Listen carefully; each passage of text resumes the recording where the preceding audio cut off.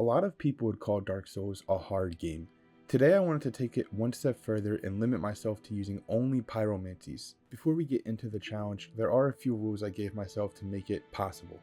Rule 1 is, the only weapon I can use is the pyromancy flame, and that is immediately from when the game starts. I cannot use the axe it gives with the pyromancy build. Rule 2 is, for defense I allowed myself to use a shield, and rule 3 is, no game breaking glitches. That means soul dupes or out of map glitches or like force quitting or anything like that.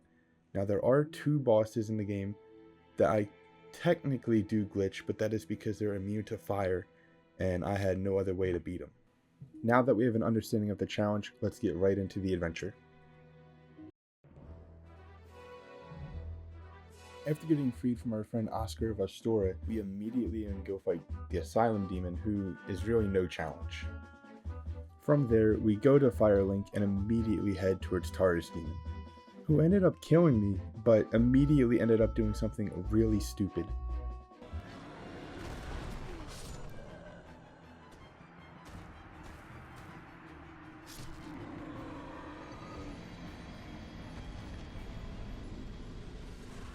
Thanks, Taurus Demon. I then take a moment to go and say hi to Sunbro, being that this will be the only time I see him in the entire playthrough. I then go and grab the Dragon Crest shield, which is the shield I used for the entire playthrough, and I definitely did not just get one-shot it and die. After traversing Blighttown, which we all love to do, I had to summon Man-Eater Mildred for our next fight, and after using some AI manipulation, she was very easy to kill. My first attempt with Quaylana went as expected. I got one-shotted by her explosive attack and died. Luckily, on my second attempt, Mildred was not playing around and made quick work of Quayleg. And with that, we ring the first bell of awakening.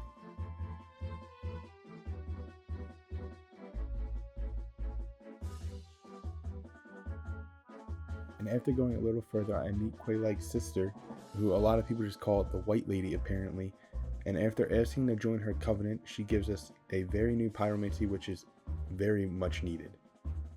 Now usually people fight the gargoyles first and then they go down to Blighttown.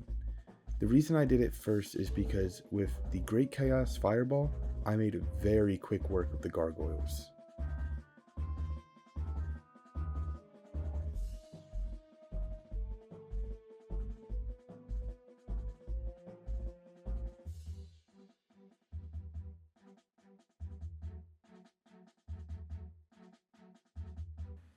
Luckily, before I rang that bell, I remembered to go check on our Firekeeper to get our FAP ring.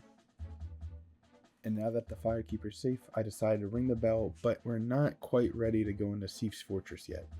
I make a little pit stop near our bug friend and he gets our Pyromancy Flame all the way up to +6. I head towards Seif's Discharge and I grab the armor that I will be using for the entire playthrough.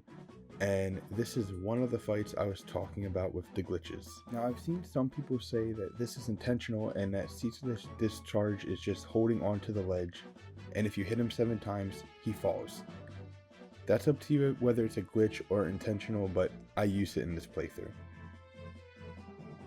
With my new fit equipped, I head towards Capra Demon, and all I'll say is after the fight was a lot more scary than during the fight.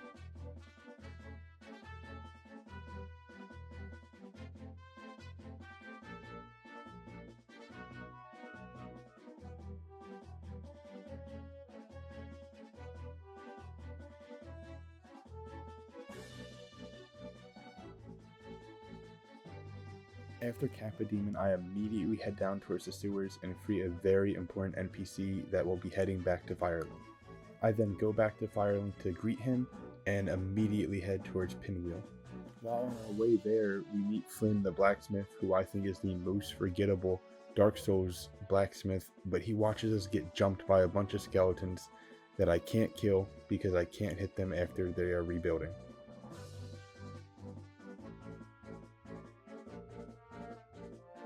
We then get to Pinwheel, who's already weak as it is. On top of that, he's weak to fire. So yeah, this was not a very hard fight at all.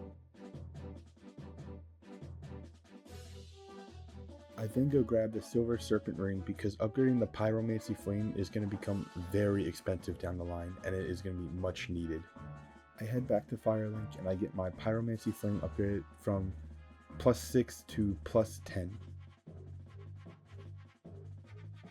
I head down to the depths and I kill the giant rat, and then I go kill the mage that would help the boss during the boss fight, and then after a few tries I beat Gaping Dragon.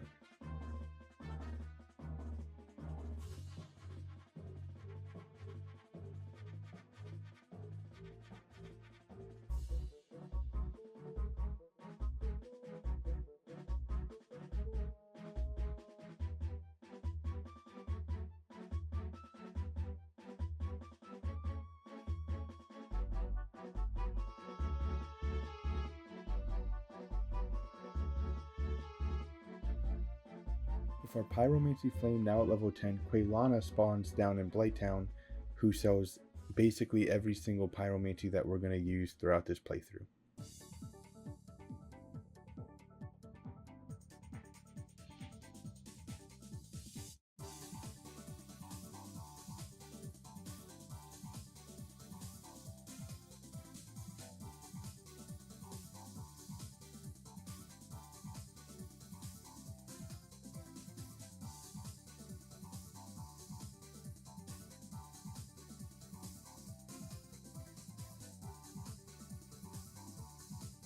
I take a little nap and end up awakening in the asylum again. During round 2 with the asylum demon, it took me 3 times to get him down, but after that I went and grabbed my doll and headed back to Firelink.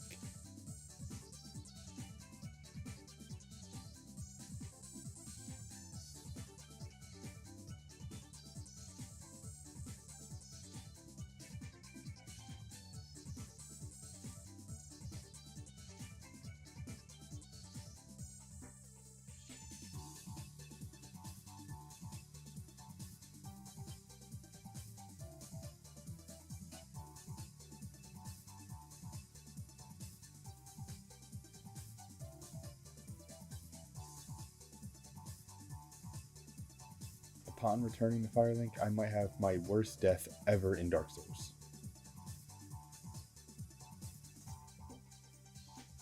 I head back down to Quaylana, buy another Pyromancy, and then it's off to Lady Butterfly, who I thought would be a lot harder.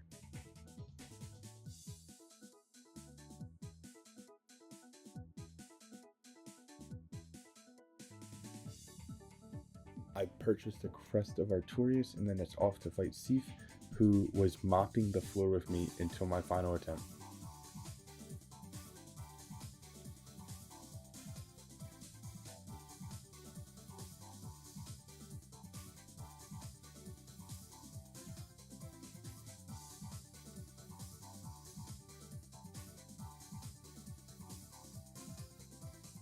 I kill the merchant to get the residence key, and then I go and free the mage in the basement.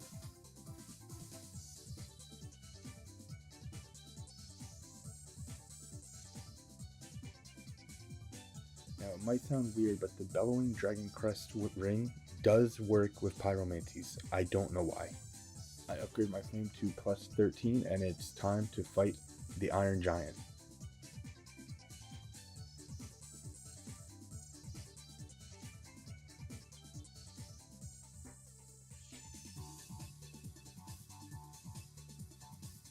And just like that, it's time to go to Anor Londo. My time in Anor Londo was pretty weird, to say the least. It was one of the weirdest times I've had in Anor Londo through all of my playthroughs. Thankfully, Ornstein and Smo was very easy. Ornstein went down pretty fast, and we made Smo burn some fat in the second phase. After killing Guinevere, I went to go make quick work of Gwendolyn, and I think I got summoned by a real player. Let me just say it did not end well for him.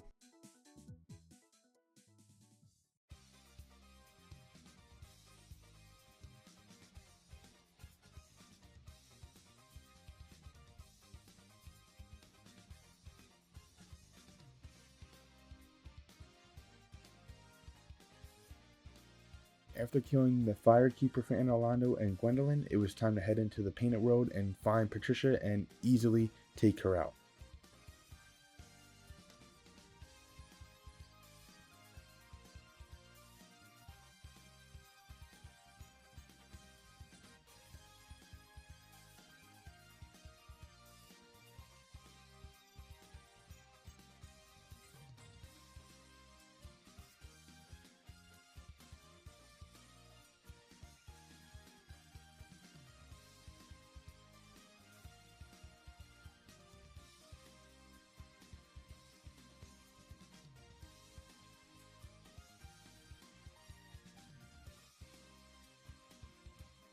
I upgraded my flame a little bit more, and then I gave the Lord Vessel, and now I can start the end game process. The first Lord I went after was the 4 Kings, and they weren't that bad, definitely easier than what was to come. For some reason, Demon Fire Sage, who is made of fire and in an area surrounded by fire, is weak to fire. I'll never understand why, but I'm happy because it was very easy for me. From there, I head towards Centipede Demon, who was the only boss that I 100% needed to glitch. This isn't a lore thing or anything. He's completely immune to fire, which is all I have. So if you go towards the left corner of the fog wall, and if you bait out the grab, he'll just fall through the map and die. You get the fire ring, and then you can continue the challenge.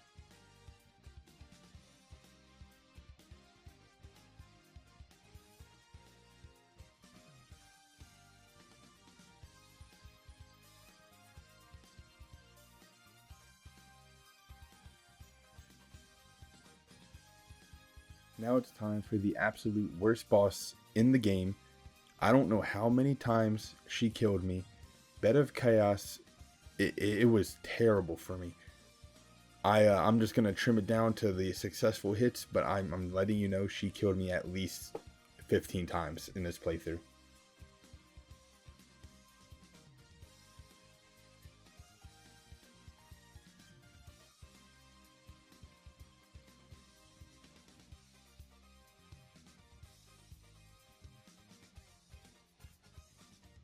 You didn't see that. I upgrade my flame one more time before I go pay a visit to Seath the Scaleless, and after letting him think he destroyed me in an unfair fight, I show him what an actual fight would have looked like.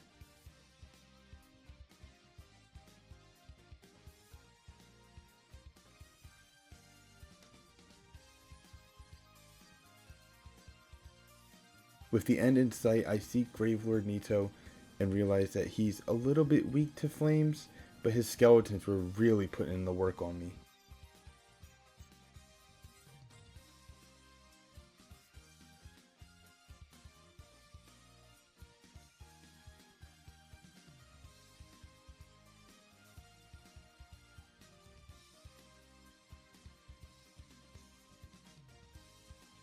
After giving all the souls, I run straight to Gwen with the thought of him being immune to fire, and I could not have been any more wrong.